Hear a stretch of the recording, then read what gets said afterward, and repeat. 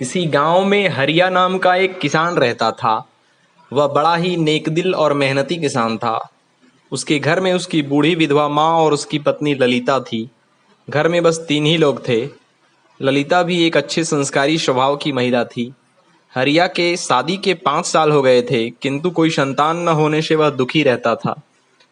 ललिता उसके मन की पीड़ा को समझती थी। वह खुद भी बहुत दुखी थी। जब भी गांव के बच्चों को स्कूल जाते देखती थी, उसके कलेजे में हुक सी उठती थी। उसे लगता उसका भी बच्चा होता, जिसे वह प्यार करती, नहला धुलाकर स्कूल के लिए तैयार करती, फिर उसके लिए टिफिन बनाती और उसे स्कूल छोड़ने जाती। यह सब सोचते सोचते उसकी आंखें भर आती और वह फपक पड़ती। उसके मन की पीड़ा से उसकी बूढ़ी सास भी अनजान नहीं थी। उसकी भी इच्छा होती थी नाती पोतों से खेलने की, पर वह भी लाचार थी। हरिया और ललिता ने आसपास के औजार हकीमों से इलाज कराया, पर सब बेकार, कुछ भी फायदा न हुआ। उन दोनों ने तय किया कि वे शहर जाकर बड़े अस्पताल में इलाज कराएंगे।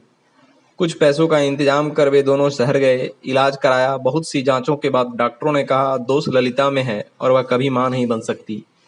ललिता और हरिया थक हार कर गाँव लौट आए। घर आकर ललिता बहुत रोई। हरिया ने उसे चुप कराया। ललिता बोली, आप दूसरी शादी कर लो जी, ताकि आगे आपका वंश चलता रहे।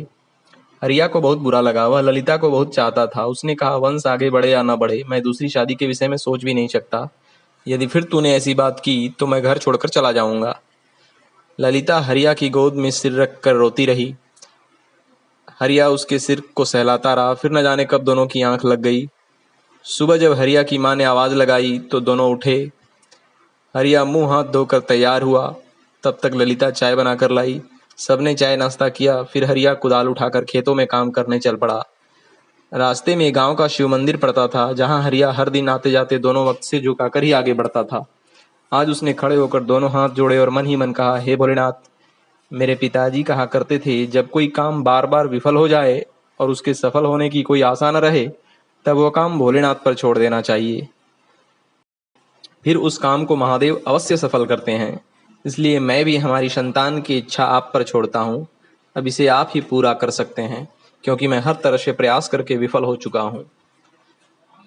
फिर सिर झुकाकर हरिया खेतों की ओर बढ़ गया।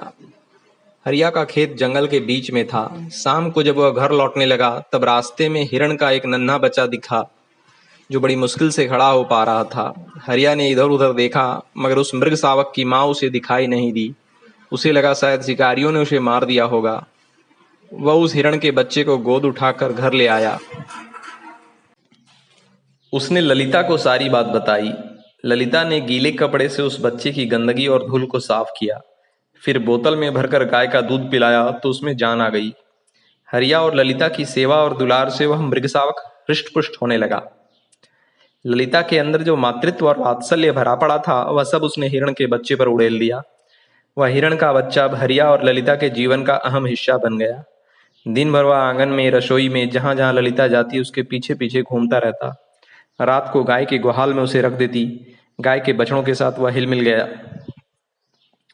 एक रात हरिया ने स्वप्न में देखा कि वह हिरण का बच्चा साक्षात महादेव में परिणत हो गया और बोला, हरिया, मैं भोलेनाथ ही हूँ। तुम दोनों की सेवा और प्यार से मैं अत्यंत प्रसन्न हूँ। जल्द ही तुम दोनों की मनोकामना पूर्ण होगी। ऐसा कहकर वह अंतर्ध्यान हो गए। हरिया हड़बड़ाकर उठ बैठा। उसने ललिता को जगाया और अपने स्वप्न के विषय में बताया। ललिता अचंभित हो गई। वह लालटेन लेकर गुहाल की तरफ गई। पीछे पीछे हरिया भी गया। उन्होंने देखा हिरण का वह बच्चा तो गुहाल में था ही नहीं। अब उन दोनों को पूरा विश्वास हो गया कि साक्षात महादेव ही मृगशावक के रूप में उनके साथ उनके घर पर रहे। दोनों पति पत्नी की आंखों में आंसू निकल पड़े। कुछ ही दिन बीते थे कि ललिता गर्भवती हो गई। हरिया और ललिता खुशी से झूम उठे। उन्हें महादेव का आशीर्वाद फलित होता नजर आया। हरिया की बूढ़ी माँ की बूढ़ी हड्डियों में नई जान आ गई। उसने खुद पूरे गांव में मिठाइयाँ बांटी। समय आने पर ललिता ने एक स्वस्थ बच्चे को जन्म दिया। हरिया जानता था कि यह बेटा उसे महादेव की कृपा से मिला है, इसलिए बच्चे का नाम भोला रखा। मित्रों, इस कहानी से हमें यह सीख मिलती है कि जब कोई कार्य हमारे वश में ना रहे, तब हमें उसे पूर्ण श्रद्धा और विश्वास से महादेव को सौंप देना चाहिए। फिर ऑर्डरदानी महादेव भोलेनाथ उस कार्य को अवश्य सफल करते हैं। ओम।